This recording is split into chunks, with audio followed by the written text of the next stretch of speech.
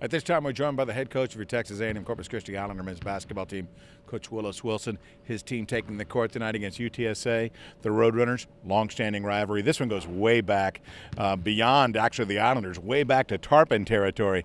But it's a great rivalry and one that we have some work ahead of us for because last year they nipped us. Yeah, we've kind of struggled in this series the last couple of times out against the Roadrunners.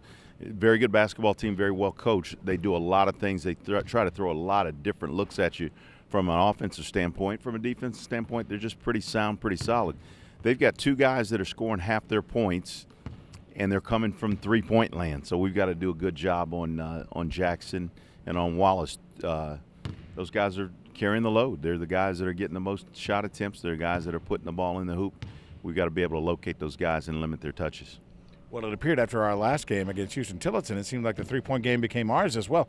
It was a very productive night from behind the arc. And while the shooting was good, it really was more about the patience.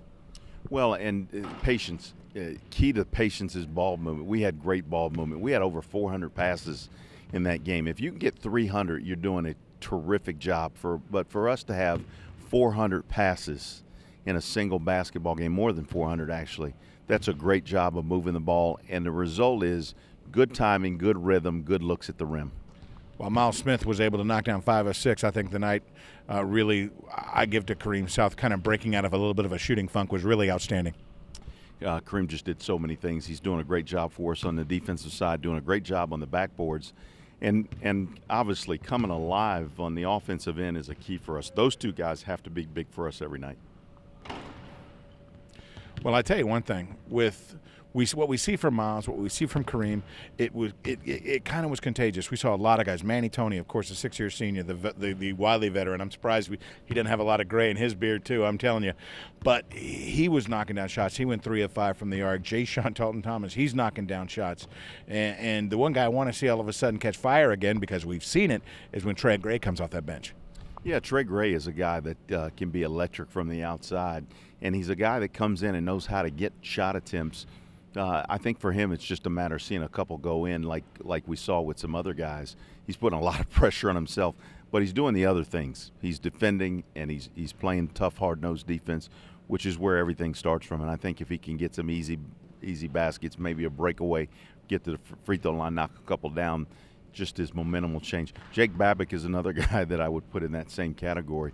If he can see the ball go in a couple times, I think he can really have a breakout for us. I've seen that a number of times with scores.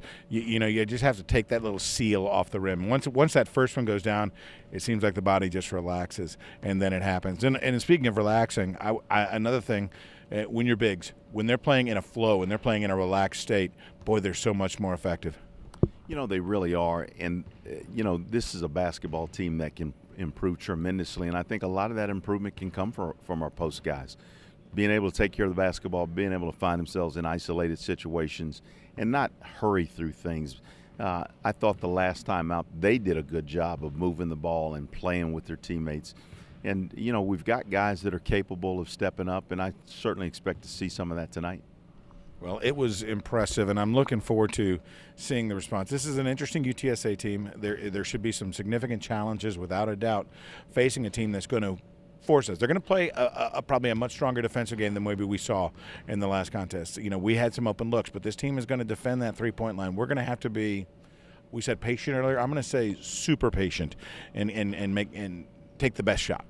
Well, the key for us is taking what they give us. If they get out and extend, which they will at times, we've got to take advantage of the backdoor opportunities when they're really locking down on that perimeter. That's where the one-on-one opportunities and the two-on-two opportunities occur. And again, we've got to take advantage. We've spent a lot of time working on our offense and preparing for situations like this. So I think it's going to be a really good contest tonight. Well, this is the meat of the sandwich, this Islander schedule sandwich, where we play once again on Saturday at Louisiana Tech. Everybody, again, second game, should be fresh, should be ready to go, should be energized, should be excited. It should be a great basketball game. I think our guys are hungry and have a lot to prove, and we're really looking forward to tonight's contest.